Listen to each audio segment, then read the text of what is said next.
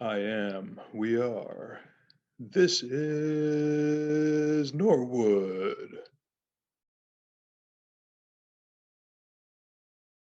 We're talking to the historian of one of the most historical families in the in the borough of Norwood. Sorry, let's be specific. This is Doris Falkenstern Falaneo. Am I pronouncing that right? That's good enough. My next Excellent. husband will have a better name. you, as you said on the phone earlier, you get an easier one of these days. Yeah. So, uh, as far I moved here in 2011, and basically since day one, especially for my involvement with the town, this is a name that's rang out, Falkenstern.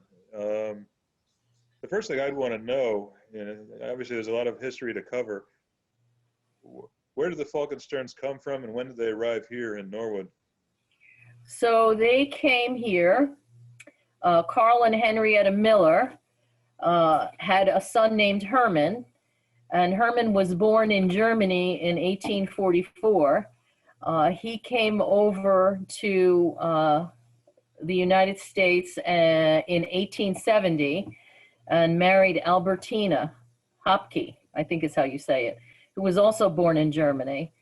And they moved to Norwood, New Jersey. So Herman and Albertina in New Jersey. And Herman was actually also a mayor of Norwood. Okay, that was, what year was that? I have it listed as So, 1914. so Is that accurate? let's see. Let me give you, at age 26, Albertina gave birth to a son, Herman, who was born in 1870. And then she had a daughter, Bertha. And then the next son was my grandfather and Brian's great-grandfather, right? Herbert. And then I have all census records from them. In 1883, they were living, Albertina was 39, they were living on Christie Street in New York City.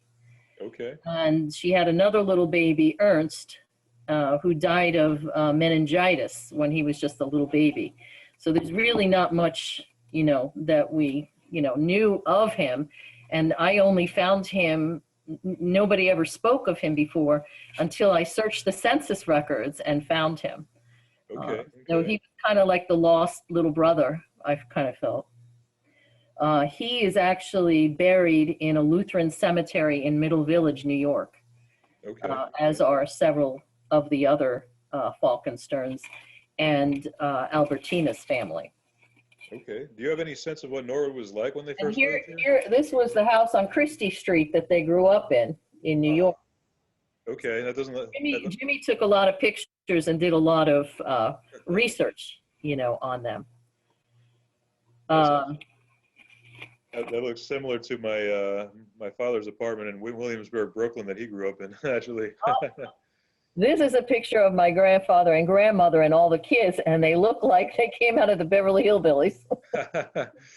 I think Grandma has blood on her apron. I think they must have slaughtered chickens or something. But in the 1910 census, Herbert was called a hotel proprietor, and he's the one that had the old homestead, which was a house and a bar attached to it. Tell us about that. It sounds like it had some rich history. I've heard that name here and there.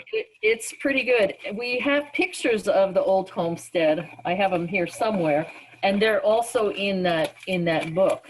But that was probably one of the first and few memories that I had of my grandparents. I didn't really know them that well.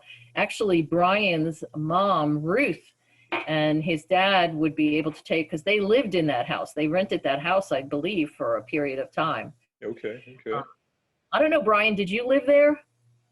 We lived there till I was, I think, 5 or 6. Okay. Right before kindergarten, we moved. Okay. So what I remember is they had a bird in a cage, and my grandparents were very old, and they weren't really that friendly. He had a cigar. He would smoke a cigar, which wasn't very appealing to a kid. And they had that bar in the house. And like I said, once, I don't know if it was when the house, Brian, was that bar in the house when you were there?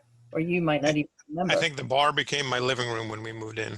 Okay. And then they gave it to the firehouse. It was at the firehouse.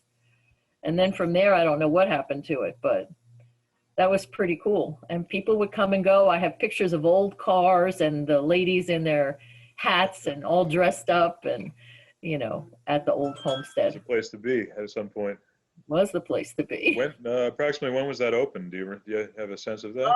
I think it's when they moved in. They got the house in 1915.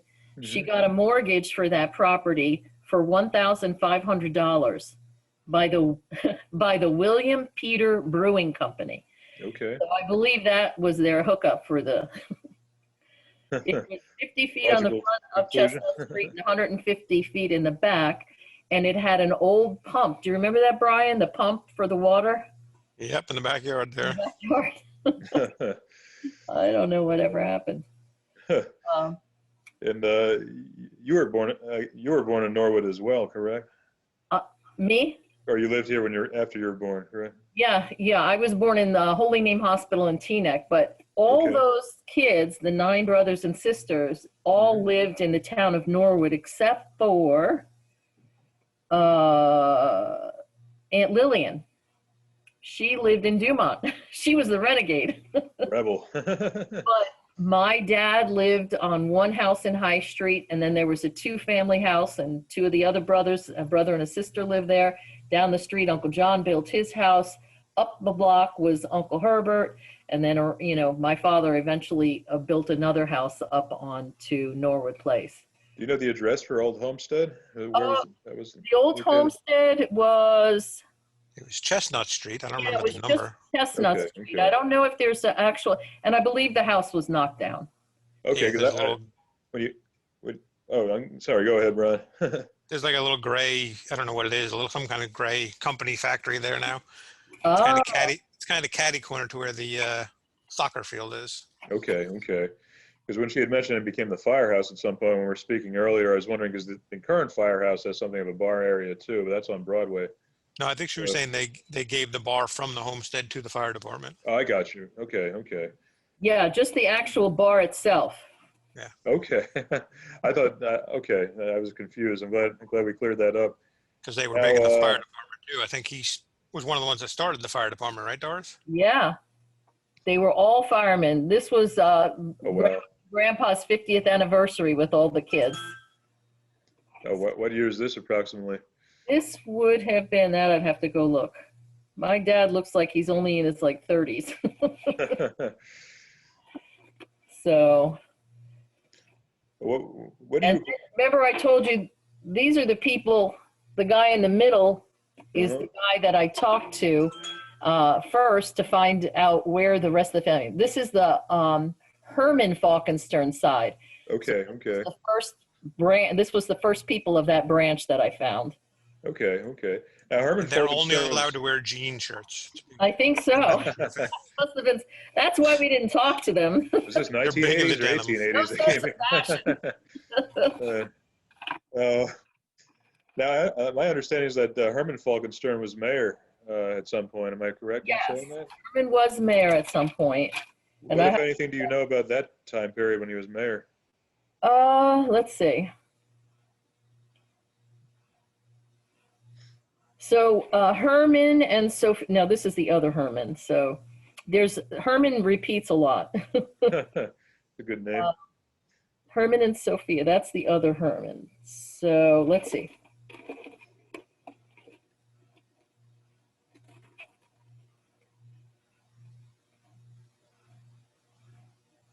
Now is this going to be shown to people what we're saying right now? Yep. Okay, so I won't say a certain part because Okay. Don't say anything you don't want repeated about the family. I mean it's pretty much out there, but Okay. I'll have to look and see because it's in my book of Norwood, but I think Jimmy might have taken that book. So when he became the mayor. Anything you remember hearing off the top of your head about that time? About him being mayor? Brian, do you? No, I wasn't even aware he was mayor. I only knew John. Yeah, I'll Okay, have to okay. see. I have so many old newspapers. I have a newspaper here from 1955, the Bergen Review. I've got tons of records here. Now let's see.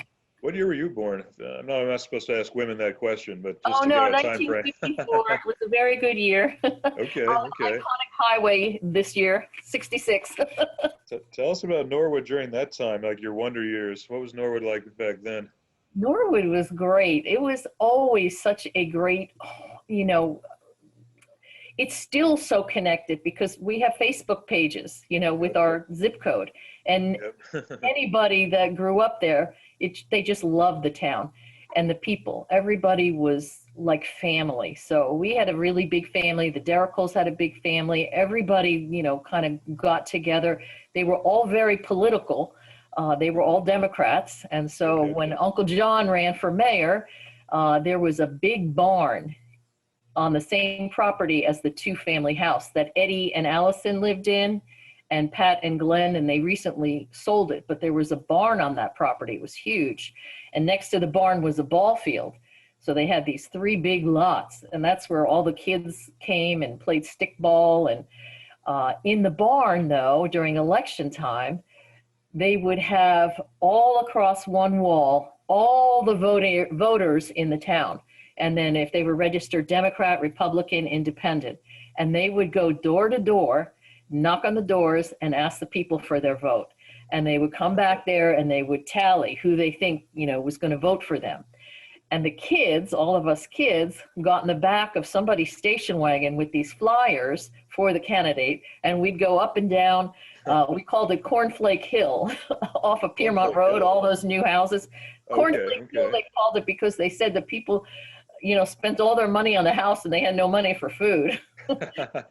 That's the current East Hill, correct? That's what you're talking about? Yep. Mm-hmm. Okay. So they got the kids involved. So we all were brought up like with this, politics in mind.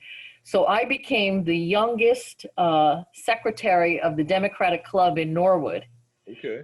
And then I think it's called, is it county, not a commissioner, but county something or other. I had to run for office. And what was it? Freeholder? Not freeholder. Okay. Committee woman? Was it a committee? County committee. Yep. Committee. Okay. Yes, Okay. I was on that too. Okay. And so I got to go to different rallies. I met Walter Mondale. Very nice. Yeah. And so it was a lot of fun. We just had a lot of fun. I worked for Ray Garamone. He had, I think it was Walter Martin was a lawyer, and they would be, working on bills, in the middle of the night. And it was before computers. So I had a typewriter in Mr. Martin's house, and I would be typing the bill, and then I'd take it off, and they'd make these corrections, and then I'd have to go back and type it up again, and we were up till all hours. Oh, wow. You had mentioned that John had ran was mayor at some point. Brian gave me an ad I could show you here. This one. Oh, yes. Was this for his first run? This looks like it's for a re-election. When did he first run for the council before he ran for mayor? Oh, that I would have to really look up. Just so I'm clear, what's his relationship to you? John is what to you? My father's brother. Got you. Okay, an uncle. John was my father's brother. He lived at 326 High Street. Okay. We were at 21 Norwood Place. Okay. We had a very, very close relationship. I'm going to cry a little bit. But I had a little brother, Dougie. When I was 12, he was 4. And he went across Livingston Street to go to this candy store with my sister, who was only 8. And Dougie let go of Debbie's hand and ran across the street and got hit by a car. Oh, shoot. And he died. Sorry to And hear. because of that, Uncle John put the traffic light on the corner of Broadway and Livingston Street. That's how that light came to. Okay. That's still there today, and thankfully so, because there's enough speeding on Livingston Street to this very day, even with the light in the intersection there. So. And then my uncle, his daughter Jane, she and I are like sisters. Jane went off to college and is back in the 60s. She went off to Canada and she wanted to become a Canadian citizen. And here's my uncle, who's like this USA guy, and he's like, oh my gosh. He would introduce me as his daughter. Okay. I'll claim the one that's staying here. Yeah. Then tragically, my dad died. He committed suicide in the basement of our house. And after that, my mother moved to California, and Uncle John and Aunt Marion really like took me in. And he was supposed to give me away for my wedding, and then he died of cancer just like 3 weeks before. And then she actually passed a couple days before he did. It was very tragic. They had a lot of tragedies, you know, in that family. But a lot of love. I mean, that's how close they were. You know, they, you know, just took me in, you know, all of the uncles. That's excellent. And John was one of the ones that took you under his wing there? Yes. Yeah. Okay. You know, here's a funny story. Do you remember that bar? I think it was called Tavern on the Green or something. It was where the bowling alley is on that same street. It's now an Irish pub. It used to be a pizza place. And Uncle John and I went in there. We were getting pizza. And there was some guy at the bar. I'm so naive. I'm probably like 17 or 18. And he goes, "Don't I know you from somewhere?" And of course I say, "Oh, I'm a Falkenstern." And it turns out the guy's trying to pick this little girl up. And Uncle John just was like, it was very comical, but I was just thinking, oh, I'm a Falkenstern. That's why he thinks he knows me. It was so cute. Shoot. How many terms did John serve on the council? I think term two. Two, okay. This ad, I'm just going to read a little bit from it. Talks about he has firsthand experience in effectively dealing with the problems of the town. He knows so well. I can't read what that says. Understanding personal service and progressive policies based on a practical knowledge of the need to preserve both the pleasant residential character of the town and a tax rate which allows the average Norwood resident to enjoy it without financial hardship. I knew you were going to mention that because Mr. McKenna, Ray McKenna, the mayor before him, was teaching me about rateables and saying how we had to have some businesses come in so that we had a better tax base. So I think that was one of the key things in that election. How did they run things once they're up there? What was their tenure like with the two of them on the council, and then later as mayors? They were there for a long time, a very long time. And I think they were very well liked, as the Dericoles were too. There wasn't a lot of upheaval or, hey, we want to get those guys out. That's good. And I think they were very well liked, but like I said, you know, it's a very close-knit community. Right. Now the Falkensterns, and we'll deal in Brian on this too, because there's a lot of ground to cover. So just reading the scorecard so far, you have two that were mayor, one that served on the council as well, possibly the second one did also. Then my understanding is that you also were largely involved in the start of the fire department. Yeah. Going back to 1916, I think, and also served in the war and as teachers, nurses, volunteers, PTO members, ladies auxiliary, which I think you alluded to on the phone, Cub Scout leaders. So I'll let you guys start to unpack that in any order you feel. Do you remember that picture that they had in the paper when the fire whistle blows, the boys will be there? We had a picture of them all. I do have them here somewhere. Brian, do you remember that? I think I sent you that one too, right, Paul? The one with the five brothers all on at the same time? You did. That was a good one. What year was that from, approximately? That was probably, what, the 50s or so? 40s or 50s? Yeah. What do you know about the history of the founding of the fire department? A lot of them were chiefs. Okay. Yeah, a lot of them were chiefs.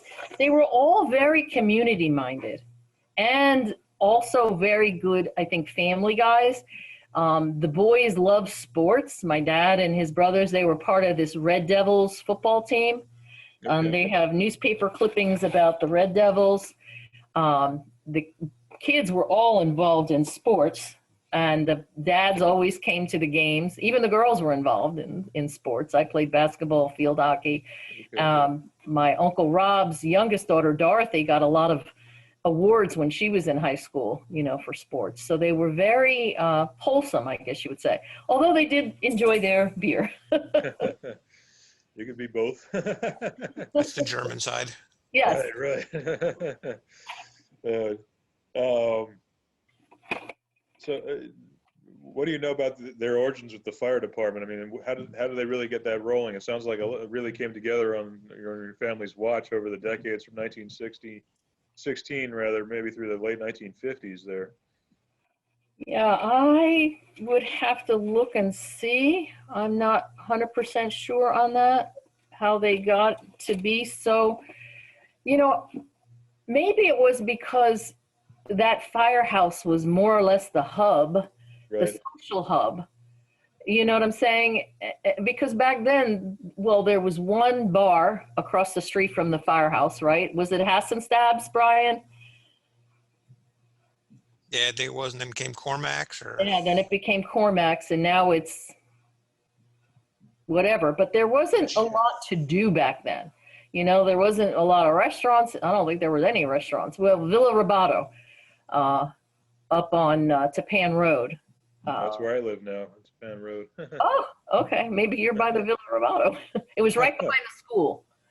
Right I'm not behind. far from it then. Yeah, I'm at Tapan in Kensington, basically. Okay, okay. Over there. Down by my cousin Phil. Okay. My cousin Phil lives on Kensington. Philip Serbasi. Oh, of course. Yep. So I think I know where my mother was a Hanson, and her sister Audrey Hanson married Joey Serbasi. they are. Okay. Okay. The Serbasis, are relatives. They were my godparents. Okay. Yep. I know Kate. I know Kate well. Oh yes, yeah. So I think you've identified another family to talk to about Norwood's history. Oh yeah. Uh, Yes, because my mother's family lived in that greenhouse, or I guess it's white now, that's kind of falling apart on Summit and Broadway. okay. It's got a big porch on it. So I think I know which one you're talking about. my mother's family grew up in that house, and then Aunt Audrey eventually sold it to the nuns. So the nuns had that house, and they took all the bedrooms and made them like little cells upstairs. That's when they started that Catholic church down on Summit Street across from the church. Okay. Okay. You had mentioned Ladies Auxiliary also, that you guys, or either you personally or the women of your family were very involved with that. What was that, and when was that prominent in town? So the Ladies Auxiliary, I believe, is still going. And I don't know if do you know Muriel Straub on Summit Street? She's about 104 years old. Yes, I actually met her when I was first campaigning a couple of years ago. Oh, she would be Very nice great woman. to interview because she has great stories about all of them. She's Okay. one of the few of their contemporaries that's still alive. And Okay. so What did they do? pictures. That was basically a civic group, or what sort of activities did they do in Yeah, town? they did. Yeah, there was a civic group. They had little uniforms, and there was always every year a fireman's parade. And the firemen would have the fire trucks, and they'd all be dressed up in their uniforms and their hats, and the ladies would come behind and in their little uniforms, everybody waving, and all the kids, That's fun. cheering them. And yeah, it was just a civic group, and it was, associated. You didn't have to, your spouse didn't have to be a fireman to belong to it, but it was just a civic group that they had in town. Okay. Okay. You had mentioned earlier, we officially only have a few minutes, but we can always send out a new invite since sounds like we're just getting started potentially. But tell us briefly about the relationship between the Falkensterns and the Dericoles that you had mentioned earlier. I dated Joey. Okay. Okay. Okay. So we were all, yeah, I babysat for one of the guy's kids, and, it was just everybody, two big families, and, everybody got along great. And, we all pretty much grew up together. They were, at the end of Norwood, like on Summit Street, like Right. the north, they're kind of behind the farm. Right. Right. Joey lives, I guess he's trying to sell his house up there by where the farm was. But yeah, they were all great friends. I think one of the strengths of the town was that, they come together for things. So for example, my dad, when they built their house, they wanted to put an addition on it. All the people would come, kind of like the Amish people. Craig Jacobs' dad was he a mason? I think he was a mason. He did the fireplace. Uncle John did the plumbing, so he was the plumber.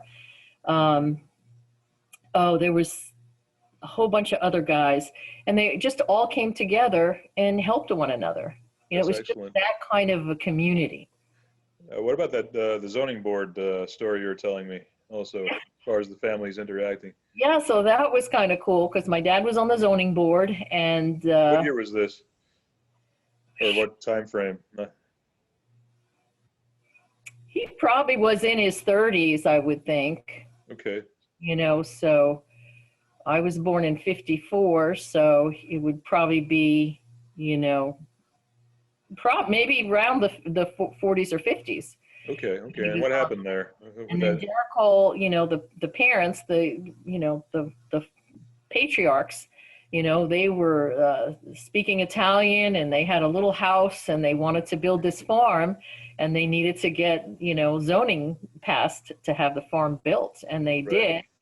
And they were just so grateful. They were just such good people, just such good people, not pretentious, just, you know, regular good people. And, you know, since, you know, I guess my dad helped them, he would give them a discount every time the guy would go in there and get a Christmas tree and be like, thank you. You know, like they were a really grateful, great group of people. They helped so many kids get jobs up there at that farm. And, you know, it was just really just a great sense of community.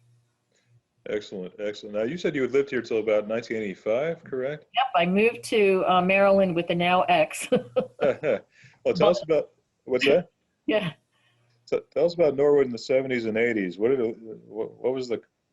What shops were around? What were the hangouts? What did So in people the do? 70s and 80s, we got our first McDonald's. That was up in Northville. I think the burgers Northville. I was going to say, where is it now? Okay, Yeah. yeah. it's still there. It is. I've been. Still there. Yeah. So we had a McDonald's, which we thought was great, you know. Yeah. So we would go there. There was, what was that ice cream store on Livingston Street? The Stable or something like that. They had homemade ice cream. It was a K&M Ranch, right? What was it? Wasn't there a K&M Ranch on K&M Livingston? Ranch. Yep, that was it. I had a friend who moved here from Brooklyn, Debbie Bellotti, and she always wanted to go there to get Bing cherry ice cream. So there wasn't a lot to do. There was a little candy store. Brian, do you remember the name of that? It was a little candy store across the street. There was the sweet shop down on Broad Street. Oh, yes, the sweet shop. I That had was, a candy shop on Broad Street, and I wasn't here for it. yeah, Yep. you I missed just it. drove to River Edge today. The sweet shop, they sold comic books. I remember buying Archie comics there, Archie and Veronica. My Okay. sister worked there for a while, and they had a soda fountain. You sat on the little stools, kind of like It's a Wonderful Life. That's kind of like exactly what it looked like.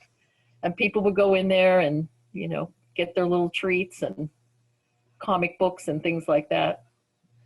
Well, it wasn't. I'd heard there was Friendlies and or Carvel on Livingston Street at some point too. Friendlies Correct? came in quite a bit later. Friendlies came Okay. in around 75-ish. Okay. See, I'm a Long Island boy. I grew up with a bunch of those in different neighborhoods, and Yeah. uh, I don't think it really lasted that long. I love It was the the hangout Friendlies. when I was younger. That was Okay. That was the hangout after like school dances and all that kind of stuff. Then everybody would meet at Friendlies. It Oh. was right where TD Bank is now. So Now, yeah, that's a really cool gas station. Brian, you remember Oscar Bayer? All the stories about Oscar? Oscar's Remember- gas station. Yeah, I remember the name. I don't remember the actual. That's on the station, though. corner of Livingston and Broadway, where there is a gas station now, but it There was is, yeah. Oscar's. And there was a house across the street from that. Oh, this was a good story to tell on me. I was a bad girl. So there was this house. It was like a 2-story white house on the corner. Oscar owned it. uh-huh. I didn't know that, and I didn't know that my father painted the inside of this house. So for some reason, I went there with a couple of my friends, and these people smoked. I didn't smoke, but they snubbed their cigarettes out on the walls of this house. And then somehow the police saw that we were in there, and so they came, and everybody ran. Well, they all got caught except for me, because I was smart. I ran to the barn, and I hid upstairs in the upstairs of the barn. And then I'm waiting, and nobody's coming. And now I'm feeling really guilty. So I go to the police station. I turn myself in. I said I was with them. Not one of them got in trouble except me. I had to clean screens from the windows in the back of the house all week. What can you tell us about the police from back then, since you mentioned it? What was the department like? I thought they were really nice. The little brother that I had that passed away, I don't know, this kid, he did a lot in his little lifetime. He escaped from the house, and we were on Norwood Place, and he went down High Street, crossed Broadway, and went into the police station and said, "Hi, guys." And they knew who he was, and they brought him back home. But what's funny too, now that you mention it, even when the police station moved down to where they are now, my sister, who is my half sister, so we had the same mothers, different dads, her father was looking for her and called the Norwood police station and asked if anybody knew about Barbara Falkenstern. And they said, "Well, we don't really know, but I'll bet you Doris knows." They gave him my phone number. So this guy calls out of the blue I never met before. But that's how close everybody was. It was family. What are some other prominent last names or families that you remember from town growing up that you think might still be here or know to still be here today? The Vosslers. I don't know. Are they still there, Brian? Yep, I'm here. The Vosslers. Do you remember the Vosslers? George Vossler. I don't recall them, but I've heard the name. Yep, they were on. Well, they were on not Kensington. What's the street before Kensington where Billy lives? Blanche. They were on a little house in Blanche, and then the parents lived on Summit Street. And in the back of their house, it was a very big lot, they had sheep. They had sheep back there. I get groundhogs. They had sheep back then? I couldn't believe it. Yeah, they actually had sheep.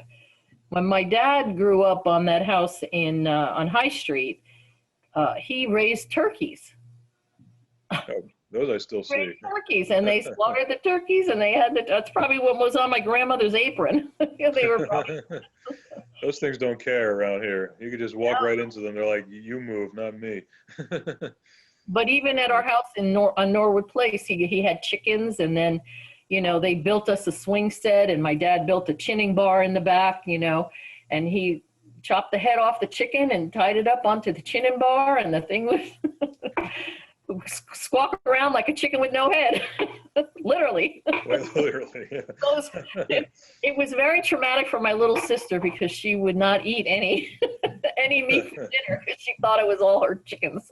But, what do you remember as far as big changes to the town, if any, in the 70s and 80s during your time here?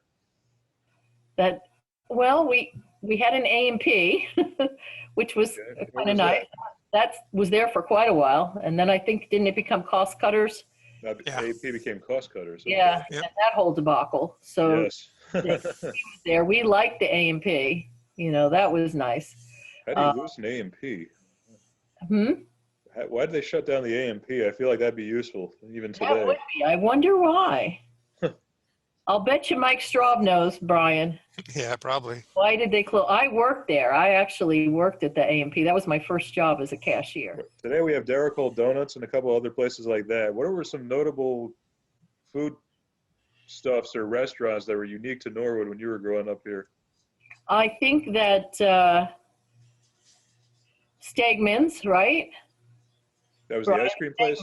I think it's still there. Is it still there? Mm-mm. And the Villa Robato, that was the big place. It was a big banquet place. It was really beautiful. And the firemen's dinners were there. Where was the Villa Robato?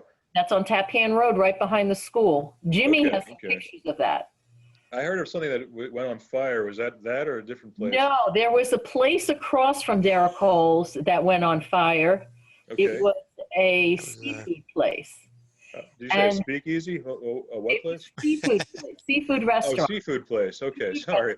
And I'm sure Mike would remember the name of that.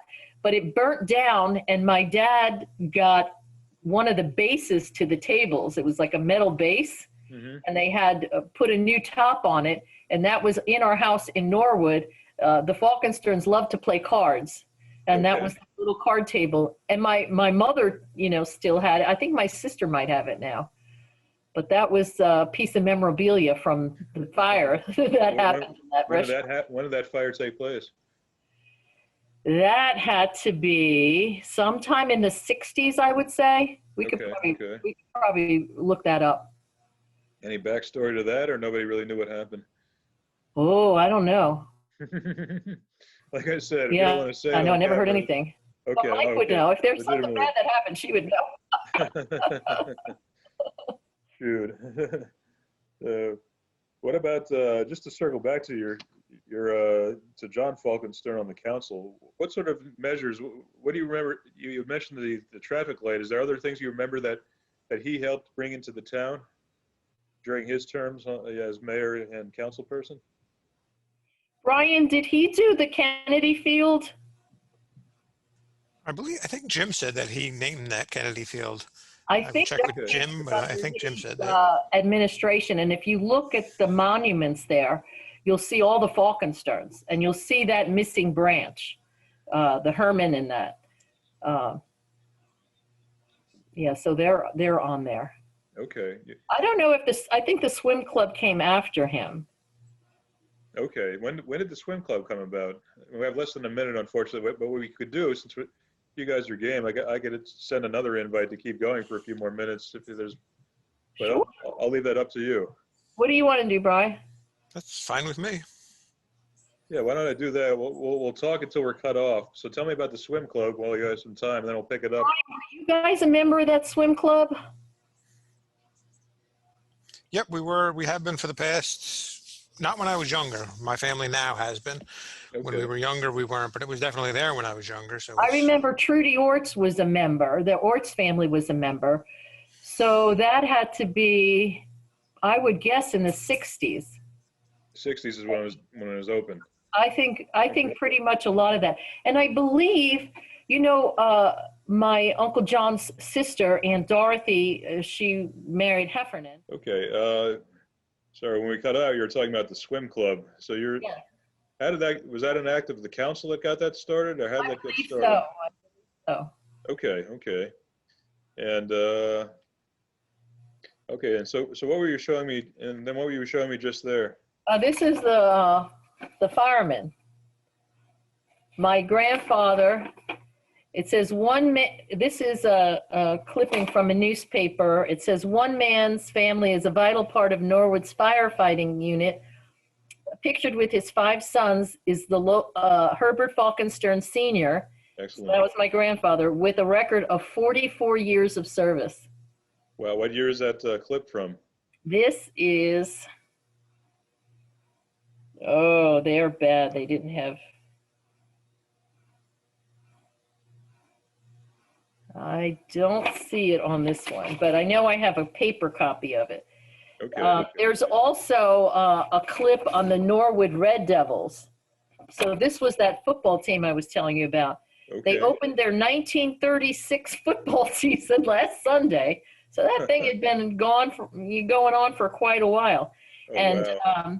the Falkenstern lineup, they call it, was Herbert, Bert Lovett, John Falkenstern, the Cobers, Charlie Falkenstern, my dad, Robert Falkenstern. So that's what I'm saying. The sports was such a big part of everything. Yep. Yep. I think for the grown-ups too. Yeah, and for several generations. Brian, why don't you recap, jumping around chronologically, but you were alluding to your involvement with sports, which I'm familiar with, obviously from basketball.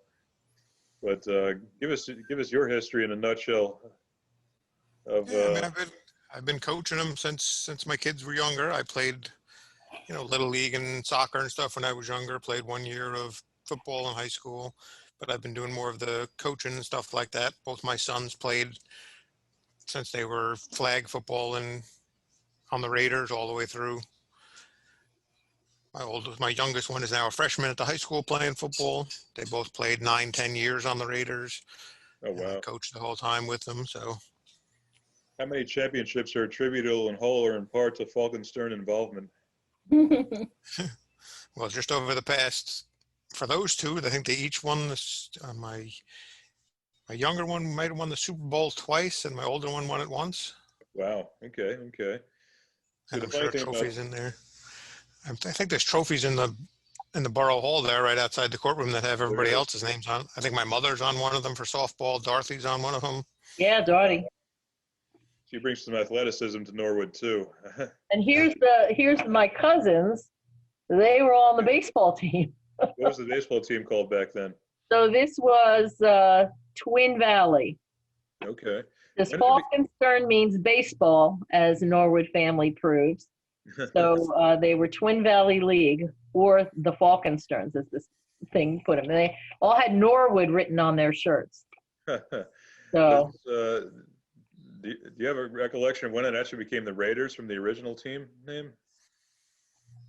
I think Brian, it was. I think it might have been the Colts or something like that before that in the Okay. 70s and early 80s, and then became the Raiders later on. I'm not exactly sure though. I'm sure maybe Evan Pinkish or somebody who was president of the football might have more info Okay. on it. Okay. Dan Kelly probably has a lot. I think he played when he was younger, when it was still the Colts. Okay. Okay. What was I going to ask you? I guess, Doris, bring us up to speed on the athletic involvement of some of the elders in the family growing up. everybody really was involved in sports, I think, even from Brian and then his kids and, their kids. And, I think it's just something that they did, it was just another wholesome thing that they were all involved in. Okay. Okay. Let me ask you this before we have plenty of time, but before I run out of time for the second time, give me the elevator speech history of the Falkensterns in Norwood. Like, hit every major point you'd want to hit about them in say a 1 or 2 minute period, going back to their arrival from Germany. I'll break it down from there, but just something I want to have neatly spelled out, because we are now talking about dedicating something to your family in town. So you need to educate the new jacks like myself. I would say they, from the moment they came here, they started doing stuff to better the town. From starting the fire departments to helping start little leagues and the football, and they just started doing stuff for the community, with the community. It was just they weren't here doing stuff for themselves necessarily. They were here trying to bring everybody together, whether it be sports or on a fire department or on a committee or the PTA. And how about your grandmother, who was the secretary of Norwood Public School and played a big part in the Norwood Library, right, Brian? Yep. What do you know about the history of the Norwood Library? That's another topic right there. That used to be the Little Red Schoolhouse. Okay. I went to first grade there. I didn't really like school. I was very shy at the time. And at one time I had to have the dunce cap. There was a dunce cap. And I was in the corner with the dunce cap on. So I didn't really care for it too much. I'm school board liaison. I'm going to see about bringing that back. I know a lot of people who could use that right now. But I was so shy. Mrs. Meakin was the kindergarten teacher. The first grade teacher, I forget, Mrs. Jordan. And she said to me, because there was Falkensterns everywhere, they had all these kids. Every year there was 2 of us in a class. So me and Johnny were the same age, so there was 2 cousins in every class. And the woman looked at me and she goes, "Now, who do you belong to?" And I think she was alluding to, is Charlie your father, or, John, and I looked at her and I said, "My mother." Oh, wow. So that schoolhouse, was knocked down, actually, and the library built in the back of it. What year was the library put up, do you recall, or what general time frame? So what year was Norwood Public School built? I graduated there in 1968. Okay. And I probably came over from right there, so I would guess the 60s. I'm thinking. And after that red schoolhouse was knocked down and the library was built, it had to be shortly thereafter. When I was younger, that little red schoolhouse was the library. You'd come out of the school and go across the street to what used to be the schoolhouse, it's now the library. And that was where, you know, where like the community gardens are, Paul? Yes. Yep. In the On rear the of the side there. lot there. Yep. Yeah, that used to be where the little red schoolhouse was. Okay. That Doris went to school at, and then was the library, and then they knocked that down and put the library over where it is now. It was 2 stories, I do remember. And we had little cubbies. And everybody had their own little cubby with their coat rack, and you could put your boots. It was very nicely organized. It had a nice playground in the back on the side of it, on the left side as you're looking at it from the road. But scary for for me, I don't know why. But they did have desks in that schoolhouse. There were desks with a lid, and the chair, Okay. I believe, was attached. And my sister has that little desk at her house. She still has her desk to this day. Yep. Okay. Okay. That's usually you My hear about family was really big, I think, on getting this memorabilia, because when Yes. the Presbyterian church was renovated, they were getting rid of the pews, and we had one of the pews in our house. So I don't know what the idea was with all that, but they Did you keep the sentimental, I suppose. Did you keep the dunce cap? Yeah, no. the dunce cap. I grew out of my quiet little shy mode, and then I got written up for, talking too much in school. I could not win. Oh, wow. Now, what was I going to ask you? Yeah, your family sounds like usually you hear about somebody having a seat from like various baseball stadiums. They have the Norwood memorabilia throughout the. Yes, they do. That's kind of fun. Oh, yeah, okay, here's a historical question I'm curious about again, because I've only been here 9 years. The pizza places, when were they set up, and which one do you prefer as a lifelong resident? That one was John's Pizzeria down by the sweet shop. Would you agree, Brian? And Yeah, where was that's that? Mario's now. Yeah. That's now That's Mario's. Mario's. Okay. Yep. That's the That one I was thought the- was the oldest. So you just, Yeah. okay, you just That was confirmed that. John's Pizza back in the day. They were the one that had like the first video game when those came out. Oh, okay. Go down there with your quarters to play video games, get a pizza, go to the sweet shop. That was the spot down there. And The then other side of Norwood didn't have anything. That whole side that has Dunkin' Donuts and everything, none of that was there back then. Really? When did that all come up? I'd say late 80s probably. Okay, okay. I mean, that K&M Ranch was the only thing on that side, which is Yeah. where Ragazzi is now. And that was there for quite a while. And then they started building stuff, and then CVS is where Dunkin' Donuts was, but that wasn't until like the late 80s, 90s. Okay. This might be something Brian knows better, because I know I did this growing up, and I think Brian's only a couple of years older than me. We used to get Dunkin' Donuts on our birthdays, the Munchkins, and go around the school giving it to the various classrooms. Is that something that they did in Norwood also, or is that more of a Long Island thing, or maybe just a Jericho thing for all I know? You would bring stuff in for your class. Oh, just the class. Yeah, they'd bring like cupcakes or something for your class. And Okay, okay. There's another, and speaking of old traditions, this is one that I've heard of here. It might just be a newer thing also. Was booing a big thing? That's going on now in town in advance of Halloween tomorrow. no. we had Cabbage Night. The night Yep. before Halloween was called Cabbage Night. What And- happened then? So you brought eggs and shaving cream, and egged cars Oh. and shaving cream cars. Went around with groups finding your friends and flower socks and Yep. I may have to edit out this part. I don't think egging goes on these days, although that was pretty prominent in my town back in the day too. So. Oh, Brian, that reminds me. Remember the store that was next to the firehouse? It one that was, did the t-shirts. no, the guy had milk, and at Halloween you'd go there and he'd give you chocolate milk. Trying to think of what the name of that place was. Jimmy would remember that. When I But- was younger, the place next to the firehouse was Oh Boys, and they made like the iron-on t-shirts. Yeah, no, it was before that, and I think it was Aunt Bertha. I think her husband. I think the Dackermans. Did the Dackermans own that? But anyway, that was kind of cool. Everybody liked to go there, on Halloween to get this chocolate milk. There was a barber shop there too. Do you remember hearing about that old barber shop? I think he was Harmon's there now. Or, big bald guy. okay, And different one. he would cut girls' hairs and boys' hair, and then you get Bazooka Bubblegum with one of those little comics in it. We love that. Joe Burgandy, that was his name. Joe Burgandy. He was the barber. Okay. Local barber. What street was that on now? That was on... Right next to the firehouse on Broadway. Okay, I got you. Yep. And next to that was like some kind of dairy farm, dairy place where they had this chocolate milk. I can probably dig up the name on that guy.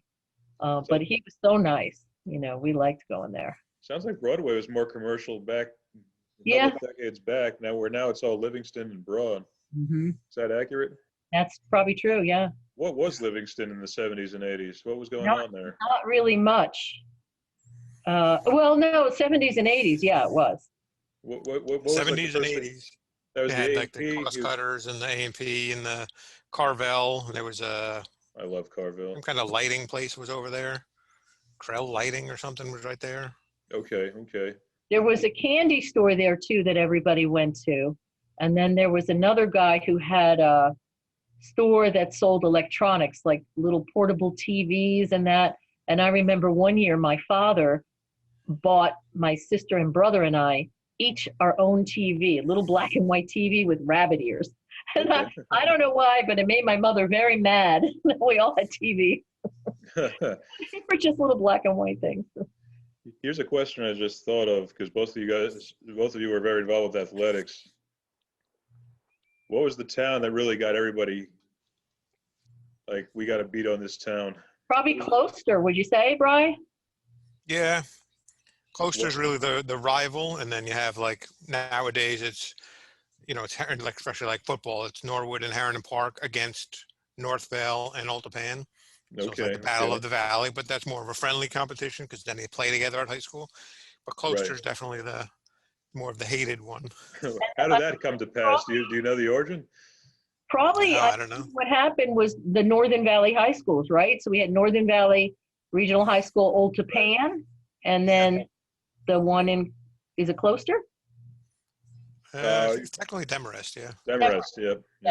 So the Closter kids went to that school, and the Norwood kids went to Old Tappan high school. So maybe part of it like ran through that. Yeah. Although, when my dad was a kid, when they were kids, there was no public school in Norwood. They all went to Closter. Closter. I have some Closter memorabilia from my dad. It's the letter C, that they put on their sweaters. Uh-huh. Which I think there were some pictures that Jimmy had posted with some of the older Falkensterns playing baseball or something with Closter on there because there was no team in Norwood at that point. Yep, that's right. So Norwood was reaching beyond its borders for some time on a couple of things. Yep. Okay. Yeah, here's a Closter public school that my dad went to. He got. Is that a hall pass? What is that? This is a scholarship honor card. Okay.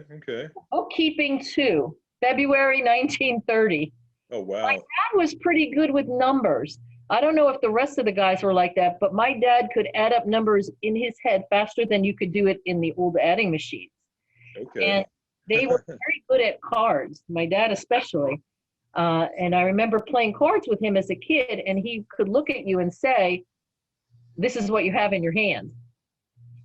So many years later, after he died, I wondered, could he read? Was he a card reader? I don't know. He had something with numbers.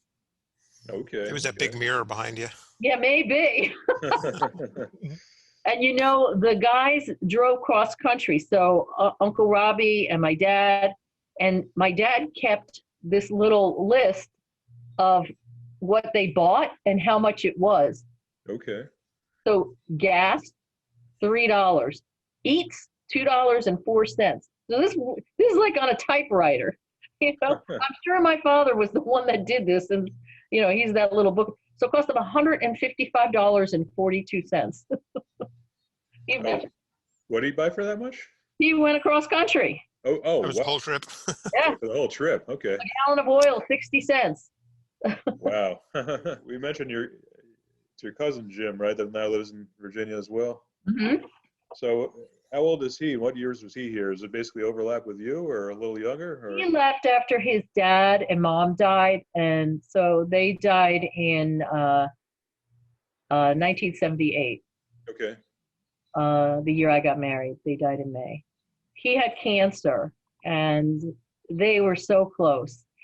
And she said, I don't want to live without him being here. And so her daughter, the one I was telling you, Jane, who went to Canada for school, had to go back to Canada, and she was driving Jane to JFK on a Monday morning, and she was coming out of the parking lot and had a stroke, hit a pole, and she died. Sorry. They had to actually call the plane back, so my cousin Jane came back. So she passed away, and then we buried her, and like a day or two later, he passed away. Oh, wow. So it was very tragic. It was just super tragic. And Jimmy, was living in the house at the time, and then Jane came back, and then, it's hard for brothers and sisters when they're older, I guess, to live together. And so he went off, and I think he was working in Atlantic City. He was a big baseball card fanatic, especially the Yankees. So he's got a lot of collectibles, and specifically baseball cards, but he worked for one of the Trump hotels down there. Mm-hmm. And he got autographs of Yankees that happened to, just come in there and had a room. I don't know what was going on, but he has a lot of good stories about the Yankees. And a lot of the Yankees lived in town in Norwood. Tell me about that. I'm sure a lot of people will be curious to hear about that. Yeah. Who lived here? Catfish Hunter. Okay. Greg Nettles. Who? Greg Nettles. Greg Nettles. Who was up by Thurman Munson? Thurman, yep. I don't know if you remember Harry Harrison on the radio. He lived up on Cornflake Hill. Cornflake. Harry Harrison. He had a radio show. Harry Harrison. And he was a local guy. Very nice man. He passed not too long ago, but a stellar guy. Okay. What was it gonna? Guess I have a history of Cub Scout leaders in the family. Tell me about that a little bit. Well, I was a Girl Scout leader and a Boy Scout leader down here. Okay. My mom was a den mother. My mom was a den mother. I was a brownie in Norwood. I can't remember who our leader was, but it wasn't one of the Falkensterns. But we also had in Closter a little dance school, a little dance studio. And Fred Kelly has a brother. What was his name? He was the one that ran that dance school, the ballet classes. Fred Kelly's brother. Gene Kelly's brother, Fred. Gene Kelly had a brother, Fred, and Fred ran that little school in Closter. Okay. Is that still around in some form? That building is still there, but I think it's a church or a rec center or something like that. It's a white building on a corner. Okay. Mm-hmm.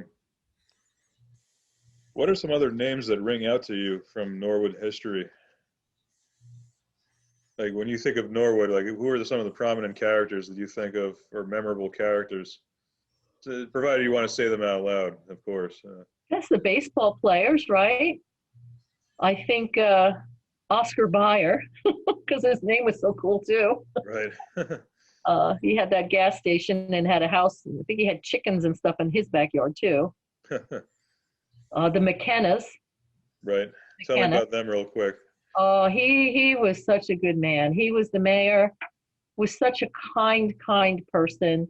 We had a lady who lived up on that Cornflake Hill, and she wanted to be a part of things. And, she was a little bit more sophisticated looking than the rest of us who were just like, kind of plain.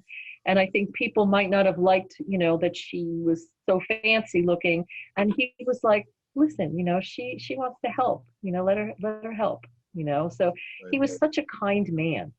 And his wife, he passed away, and his wife was actually in the same nursing home as Aunt Jessie. Jessie Falkenstern is still alive. Her husband was George, who has passed. And in that nursing home, we came to find out that Hazel McKenna, Ray's wife, he had passed, was in there. And I got her out of her room, brought her down to see Aunt Jessie with her walker, and the two of them started reminiscing about old times. It was like they had no memory loss. They were just chatting around about things that were 10, 20, 50 years ago like they were yesterday. They were so cute. Oh, wow. And, remember the Seinfeld show? Yeah, of course. The mother, Seinfeld's mother on the show, was also in that nursing home. She played the piano. Wait, the actress? You know who else lived there? Lorraine Bracco. Lorraine Bracco from The Sopranos. She lived in Norwood? The psychiatrist. Yeah, she lived in Norwood? Yeah, I think she might still live there. She used to come up to the farm all the time. I saw her. Okay. Yep. Definitely know that name. And then also, possibly we can't mention names, but I'll leave it up to you. no, I won't mention names. Okay. But we had a lot of, crime families. And we had the actual head of the 5 families that lived in Old Tapan. Okay.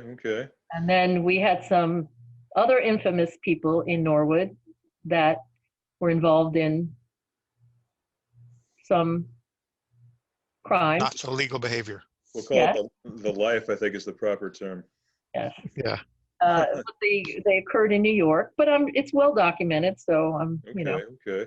But there were whackings going on.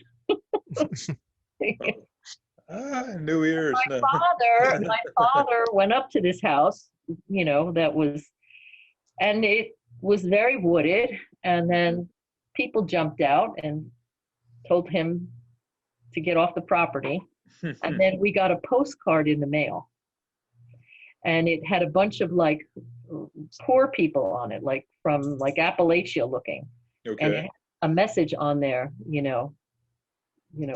mind your business or you'll be, wind up like this. Yeah. That's fairly brazen.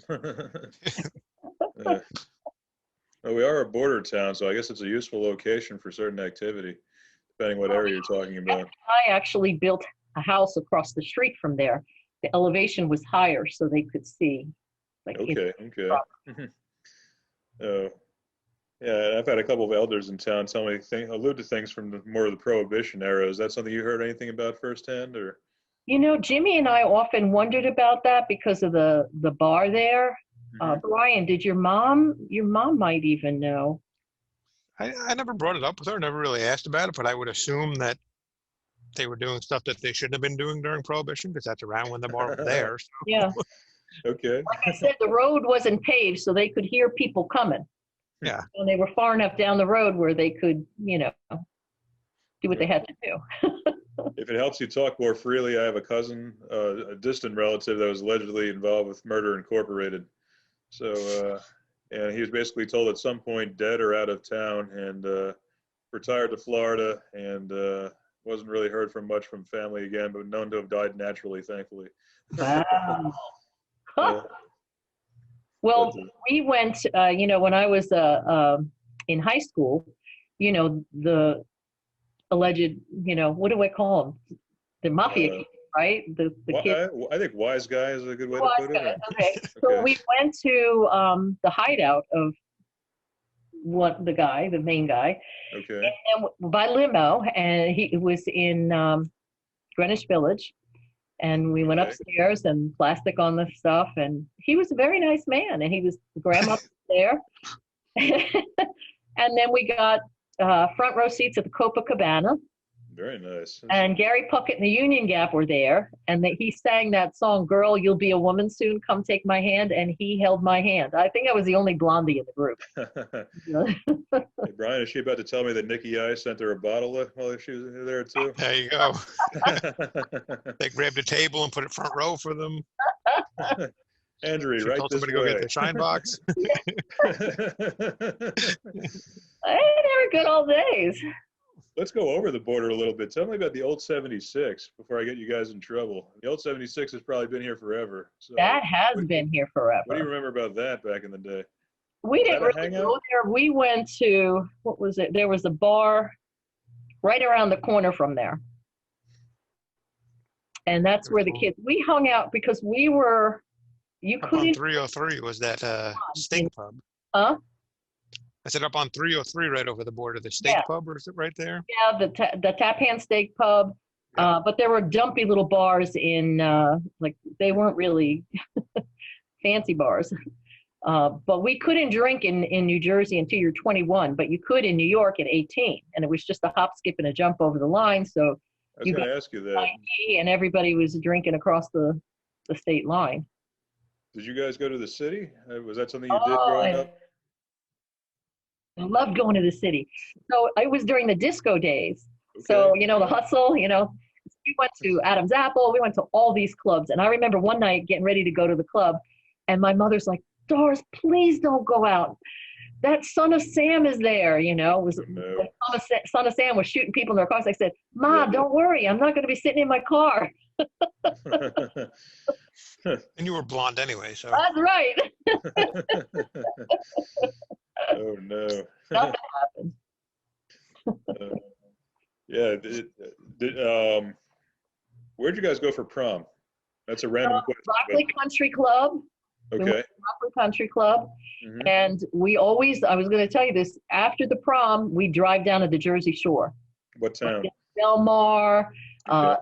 And you just stay up, all night. We'd sleep on the beach, or we'd get one of those little sleazy flea bag hotel rooms and everybody pile in, We had the best time. We had Sort of did the same thing with the Hamptons on Long Island for ours. So Yep. I think everybody did that. yeah. Find your beach and go there after the prom. Yep. Yeah. Brian, where'd you go to the prom? Same place, or assuming you went as well? Ours was up in Alpine. I forgot what it was called. The golf club up there, Montgomery or something like that. Up in Alpine off of 9W. Oh, nice. And then, of course, went down the shore. 12 people in one room with 2 beds. That's it. Wow. What were some of the annual events in Norwood during when both of you were growing up? Parades. We had parades. The Fireman Parade, the 4th of July Parade. There was a lot of parades. Okay. And all the parades, like I was telling you before, they were all big. Yeah, I mean, everybody that was in a sport, the whole team was there in their uniforms, marching. If you weren't on a sport or playing or in them, then you had your bike and you decorated your bike and you rode alongside it. They were big events back then. We also had block parties on High Street. About that. Where? So on High Street, where all the Falkensterns lived, they closed off the street, and they had pony rides from Mr. Oaks. Aloysius, I think his first name was Oaks. He had these ponies. My dad, they would get a keg, like a keg of beer. Or they had kegs of beer, but it'd be a keg of like sarsaparilla or, some kind of weirdo soda.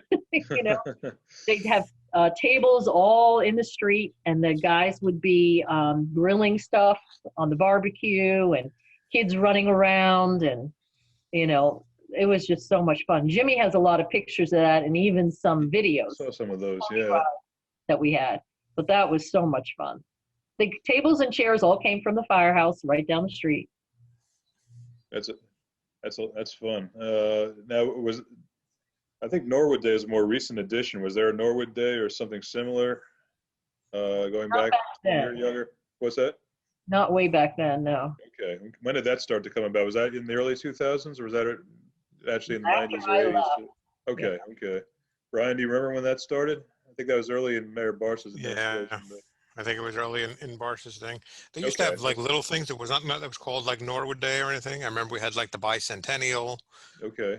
and stuff like that. And they used to have like, dog, cutest dog contests or tug of Oh, wars or things like, but there was never anything that was actually called like Norwood Day that I remember. It was just, What about the PTO carnival? What you had mentioned that Falkensterns are involved with the PTA, PTO. What sort of events do they have every year when you're involved? they did have some stuff. I remember the Chenets. I don't know if you remember that, Brian. They were an older family, and I don't think they're there anymore. I think they've long passed away. But their daughter, Grace Chenet, I actually saw her at Billy's daughter Jody's baby shower, I believe. But anyway, they had these cool little carnival things that they put on, and you could win like stuffed animals or things like that. And I remember Grace Chenet and I both wanted the same little, I don't know, kind of figurine or stuffed animal. And, it was just a lot of fun. We just all had a lot of fun.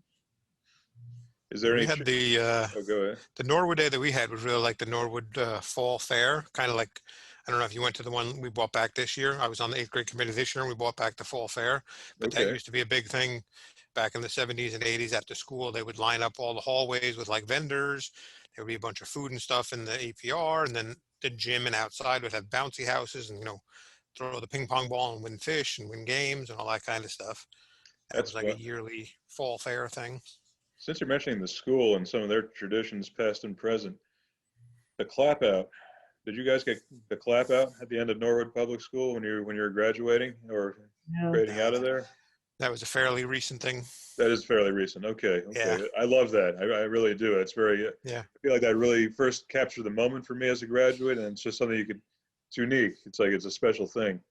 Have you heard about this, Doris? Do you know what I'm talking about? Brian, could you describe it? I think. Yeah, you have all the teachers and all the students. They did it with my son when he was my older son, Skylar, when he was in 8th grade. All the students and teachers and everybody, and some parents come and they line the hallways, and then they just kind of parade all the 8th graders through the hallways on the way out the front door, and everybody just claps for them, high fives, cheers them, and all that kind of stuff. So it's kind of like a farewell, last walkout. I love that. I hope they keep doing that. They did have field days at the school, Brian. Do they still have that? Yeah. Yeah. Yep. Remember anything from field day in particular, either one of you, from growing up? Memorable events, mishaps?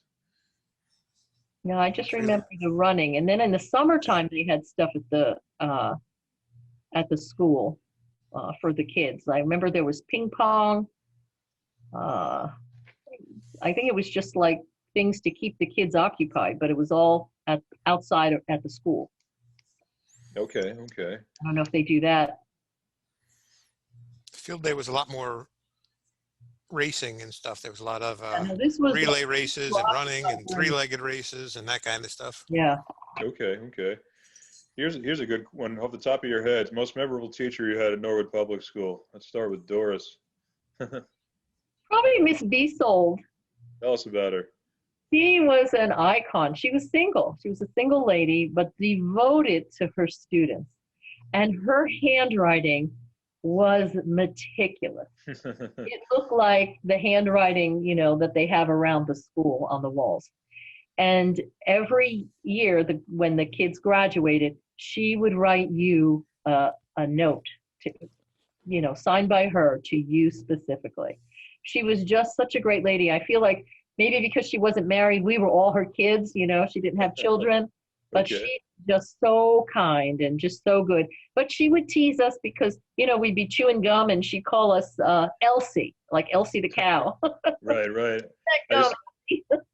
I had an eighth grade teacher or 7th grade social studies teacher said that if you chew too much gum, you're gonna, jolly. Like warning us, we'll be all jolly when we're older. So far, so good. But I do chew a lot of gum, so ask me again in a couple of years. Brian, how about you? Most memorable Norwood teacher, public school. Oh, I don't know. I wasn't much of a scholar. I wasn't much of a fan of school. I remember having a teacher named Miss Cutie, who was a good name. That's a great name. Yeah. What did she teach? I think that was like 2nd grade. Okay. Well, you have Miss Kiss in kindergarten now. Now you have Miss Yep. Cutie teaching second grade back then. Yep. Reminds me of those Little Miss Trouble, those T-shirts, those cartoon books from back in the day. Well, that's funny. Okay. But, You have, no, there was something else we used to do. I don't think they do it anymore, but it was at what's the that? Catholic Church. In the basement of the Catholic Church, they had a coffee house.